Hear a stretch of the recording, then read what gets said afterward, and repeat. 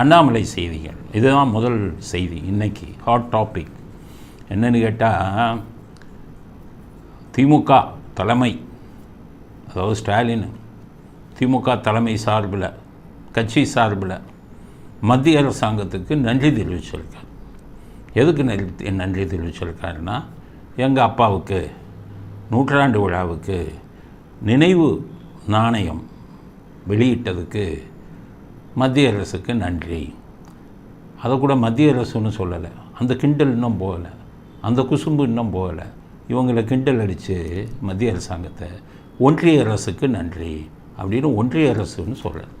பாஜகவுக்கு தான் என்ன, அவங்க தான் எல்லாம் தொடச்சி போட்டுருவாங்கல்ல.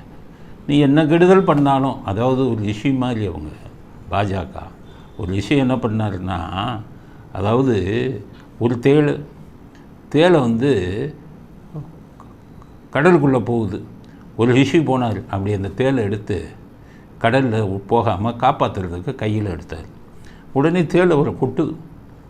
உடனே என்ன பண்ணிட்டார், திரும்பி கொட்டிட்டு திருப்பி கடலுக்குள்ளே போகுது, திருப்பி எடுக்கிறார். உடனே மறுபடியும் கொட்டுது.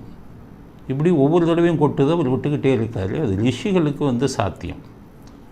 ரிஷிகிட்ட கேட்கும்போது சொன்னாங்க, என்னென்னா கொட்டுறது அது குணம்ப்பா, ஏதோ காப்பாற்றுறது என் குணம் அப்படின்னு பெருமையாக சொல்லிட்டார்.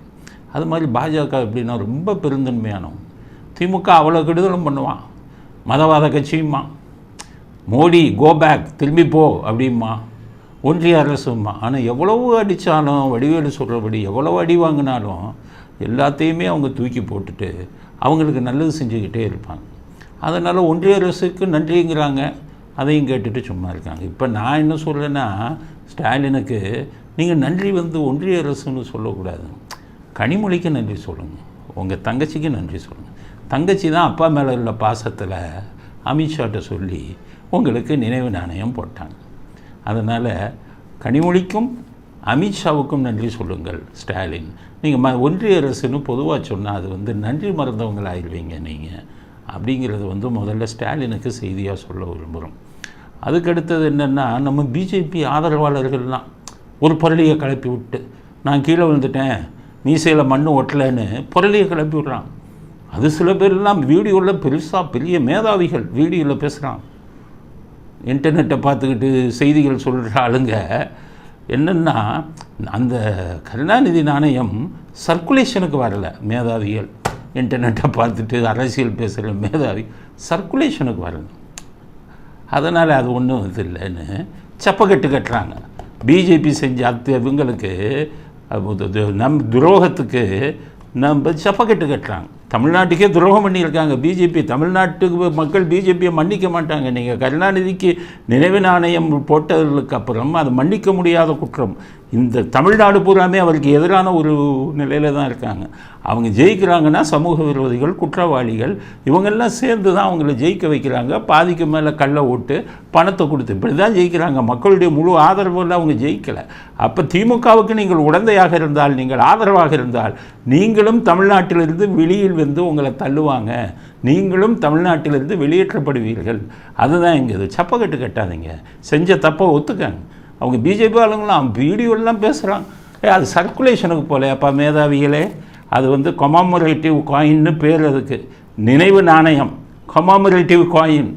100ஆண்டு விழா வரும்போது, முக்கியமான இது அந்த ஒரு தலைவர்களுக்கு வரும்போது இந்த கொமாமரேட்டிவ் காயினை கொடுப்பாங்க. நெட்டை பார்த்துட்டு பேசாதீங்க, வேதாந்தம் பேசுகிற இவங்க பிஜேபி ஆதரவாளர்கள்லாம் பேசாதீங்க. இன்னமும் நியாயப்படுத்துகிறீங்களா? கமாமரேட்டிவ் காயினுக்கு எவ்வளோ பெரிய ஒரு இது இருக்குது தெரியுமா, முக்கியத்துவம். ஜவஹர்லால் நேருவுக்கு 100வது இது வரும்போது, ஆண்டு வரும்போது அவருக்கு நினைவு நாணயம் வெளியிட்டாங்க. ஜவஹர்லால் நேரு அவர் பக்கம் நிறைய தப்புகள் இருந்தாலுமே சுதந்திர போராட்டத்தில் பல வருடங்கள் ஜெயிலில் இருந்தவர் அவர், பல வருடங்கள். அதனால் நாட்டின் பிரதமர் 16 வருஷம் இருந்தார், ஜெயிலில் இருந்தார் சுதந்திர போராட்டத்தப்போ. அதனால் அவருக்கு நினைவு நாணயம் கமாமரேட்டிவ் காயின், அதுவும் சர்க்குலேஷனில் போகிறது இல்லை, கமாமரேட்டிவ் காயின் தான் போட்டாங்க. அடுத்தது யார் கொடுத்தாங்க? ரவீந்திரநாத் தாகூர், எவ்வளோ பெரிய ஆள். அடுத்தது காந்திஜிக்கு கொடுத்தாங்க. இவங்களும் கருணாநிதி ஒன்றா? சர்க்குலேஷனுக்கு போகலைன்னு ஊரை ஏமாற்றிக்கிட்டு இருக்கீங்களா? அதுக்கடுத்தது யாருக்கு கொடுத்தார்? லால் பகதூர் சாஸ்திரிக்கு கொடுத்தாங்க. இங்கே இவங்களுக்கு கொடுத்தாங்க, இந்திரா காந்திக்கு. ஜெயபிரகாஷ் நாராயணன் சுதந்திர போராட்டத்துக்கு பல ஆண்டு காலம் ஜெயிலில் இருந்தவர், அவருக்கு கொடுத்தாங்க. இந்திரா காந்திக்கு ஏன் கொடுத்தாங்கன்னா, இந்த பாகிஸ்தானுடைய போரெல்லாம் மிக திறமையாக நடத்தி இந்தியாவுக்கு வெற்றியை தேடி கொடுத்தார்.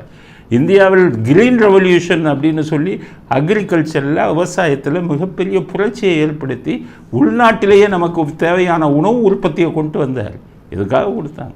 இவருக்கு இந்த கள்ள ஓட்டு போட்டது கொடுத்தீங்களா, இல்லை இது ஓட்டுக்கு பணம் கொடுத்தது கொடுத்தீங்களா, சர்க்காரியா கமிஷனார் விஞ்ஞான முறையில் ஊழல் செய்தவர்னு சொன்னதுக்காக கொடுத்தீங்களா, எந்த நல்ல இதுக்கு கொடுத்தீங்க? தமிழ்நாட்டில் யார் கொடுத்துருக்காங்க? அவங்க சொல்கிறாங்க பிஜேபியை, எம்ஜிஆர் கொடுத்தாங்க. என்ன எம்ஜிஆரும் கருணாநிதி ஒன்றா? பிஜேபிக்காரங்க என்ன பண்ணாலும் உங்கள் எம்ஜிஆரும் கருணாநிதி ஒன்றா தெரியுமா? பிஜேபியில் 89 தான் கட்சி ஆரம்பிச்சிங்க நீங்கள். உங்களுக்கு தெரியுமா எம்ஜிஆரை பற்றி என்னென்னு? எம்ஜிஆர் செத்ததுக்கு அப்புறம் தான் கட்சி ஆரம்பிச்சிங்க. 86லேயோ 89லேயோ உங்கள் கட்சி. எம்ஜிஆர் அவர் ஒரு முதலமைச்சருங்கிறதுக்காக கொடுக்கல, தன்னுடைய சொத்துக்களை எல்லாம் ஏழைகளுக்கு கொடுத்தார். வாய் பேசாத காது. உங்கள் கட்சியில் ஒரு ஆளை காமிங்க, பிஜேபியில் ஒரு ஆளை காமிங்க, நாட்டுக்காக சொத்தை எழுதி வச்ச ஆளை காமிங்க. அப்போ அந்த நாட்டுக்கு ஏழைகளுக்கு அந்த சொத்தை எழுதி வச்சாலும் கொடுத்தாங்க. எம்எஸ் சுப்புலட்சுமிக்கு கொடுத்தாங்க. கர்நாடகா சங்கீதத்தில் மிகப்பெரிய சாதனை செஞ்சவர். இவங்கெல்லாம் கருணாநிதி முதல் ஒன்றா? நீங்கள் நேதாஜிக்கு நினைவு நாணயம் இதுவரை எவனும் கொடுத்தானா? யாருமே வைக்கலை.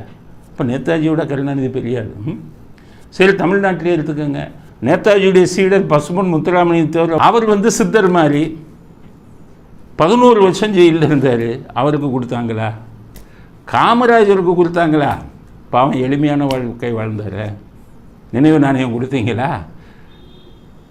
கப்பலோட்டிய தமிழனுக்கு கொடுத்தீங்களா? வஉசிக்கு கொடுத்தீங்களா? எத்தனை பேர் சுதந்திரத்துக்காக உயிரை கொடுத்தவன், இதை சொத்தை கொடுத்தவன் எத்தனை பேர் இந்த நாட்டில் இருக்கான்? எல்லாத்தையும் விட்டுட்டு கருணாநிதிக்கு இந்த பிஜேபி ஆளுங்க இதை கொடுத்துட்டு நினைவு கொடுத்துட்டு அதுக்கு ஒரு குரூப்பு. அது சர்க்குலேஷன் போகாது. என்ன சர்க்குலேஷன் போகாது? நினைவு நாணயத்துக்கும் சர்க்குலேஷனுக்கும் வித்தியாசம் தெரியாதா? கமாமரேட்டிவ் காயின், அது கமாமரேட்டிவ் காயினுக்கு அவ்வளோ முக்கியத்துவம் உள்ளது. மிகப்பெரிய தலைவர்களுக்குத்தான் அது கொடுக்கப்பட்டது. ஆக பிஜேபி கனிமொழி சொன்னாங்கன்னு அமித்ஷா கொடுத்துட்டு இன்றைக்கி நியாயப்படுத்த பார்க்குறாங்க. அதுக்கப்புறம் பார்த்திங்கன்னா இவர் அண்ணாமலை, அவர் வேறு பேசுகிறார். அண்ணாமலை மேலே இருந்த மரியாதையே போச்சு எங்களுக்கெல்லாம். இனி அண்ணாமலைக்கு நாங்கள் மரியாதை கொடுப்பதாக இல்லை. என்னைக்கு நினைவு நாணயம், கருணாநிதி நினைவு நாணயத்தில் போய் என்னை ஃபோனில் கூப்பிட்டாரு, ஸ்டாலினாக தான் போகிறேன்னீங்களோ, நீங்களும் சந்தர்ப்பவாதி தானே, நீங்களும் அரசியலில் நீங்களும் சந்தர்ப்பவாதி. அவர் சொல்கிறாரு, அரசியலில் நாகரிகம் வேணுமா, இதெல்லாம் கண்டுக்கக்கூடாதான். டிஎம்கே ஃபைல் 1 டிஎம்கே ஃபைல் 2 கொடுத்துட்டு அப்போ என்ன மாதிரி பேசுனீங்க? அப்போ பேசின வாய் என்ன மாதிரி வாய், இப்போ பேசுகிறது என்ன மாதிரி வாய்? சொல்லுங்கள். நாகரிகம் வேணுமா? உங்கள் மேலே நாகரிகத்தோடு நடந்தாங்களா? உங்களை ஆட்டுக்குட்டின்னு எவ்வளோ கிண்டல் அடிச்சு எவ்வளோ கவலைப்படுத்தினாங்க. ஒரு ஆட்டையே உயிரோடு வெட்டி அதை அந்த வீடியோவெல்லாம் போட்டு உங்களை அசிங்கப்படுத்தினாங்களா இல்லையா? மோடியை எவ்வளோ அசிங்கப்படுத்துவாங்க வரும்போதெல்லாம். இவளையும் தொலைச்சி போட்டு நீங்கள் அவங்களுக்கே இதை கொடுத்துட்டு அதை வெளியில் சொல்லணும். என்ன அண்ணாமலைக்கு உங்களுக்கு இது கிடையாது, மரியாதை கிடையாது. அங்கேருந்து என்ன சொல்கிறாங்களா, ஏர்போர்ட்லேயே பேசக்கூடாது அப்படின்னா நீங்கள் பேச முடியாது. கேண்டிடேட்டு செலக்ட் பண்ணுறாங்க எம்பிக்கு, நீங்கள் நிறைய பேர்கிட்ட உங்களுக்கு சீட் வாங்கி தரேன். நீங்கள் எம்பியில் செலெக்ஷன் பண்ணுற வேட்பாளர்களை தேர்ந்தெடுக்கிற குழுவிலே உங்களை வைக்கலை. உங்களுக்கு இங்கே அதிகாரம் இல்லை. ஃபோனில் கூப்பிட்டு சொல்கிறாங்க அந்த நினைவு நாணயத்தில் போய் கலந்துக்கங்கன்னு. அதனால் நீங்கள் பொம்மை மாதிரி ஆட வேண்டியது இருக்குது. அதை வெளியில் சொல்லாமல் நாகரிகமாக நடந்துக்கணும். ஸ்டாலின் சொன்னதுனால கலந்துக்கிட்டு இப்படியெல்லாம் பேசாதீங்க. நானாக உங்கள் நிலைமையில் நான் இருந்திருந்த அண்ணாமலை சொல்கிறேன், என்னை நீங்கள் கருணாநிதி இதுக்கு போயிருங்க, நானே இதுக்கு போங்கன்னா என்னுடைய பதவியை ராஜினாமா செஞ்சுட்டு முடியாதுன்ட்டு போயிருப்பேன். தன்மானம் சுயமரியாதை உள்ளவன் தான் தலைவன். தன்மானம் சுயமரியாதை இல்லாமல் நமக்கு ஏதாச்சும் ஒரு பதவி கிடைக்கும்னு நினச்சிக்கிட்டு இருந்தால் அவர்களெல்லாம் அரசியலில் வருங்காலத்தில் சிறந்த தலைவர்களாக ஆக முடியாது. கொள்கைங்கிறது வேணும்ல, அதெல்லாம் தூக்கி போட்டு வந்திருக்கு. அதனால் தப்பை பண்ணிட்டீங்க, அதை நியாயப்படுத்தாதீர்கள் பிஜேபி அப்படிங்கிற கருத்தை பிஜேபிக்கு செய்தியாக கொடுக்க வரும்.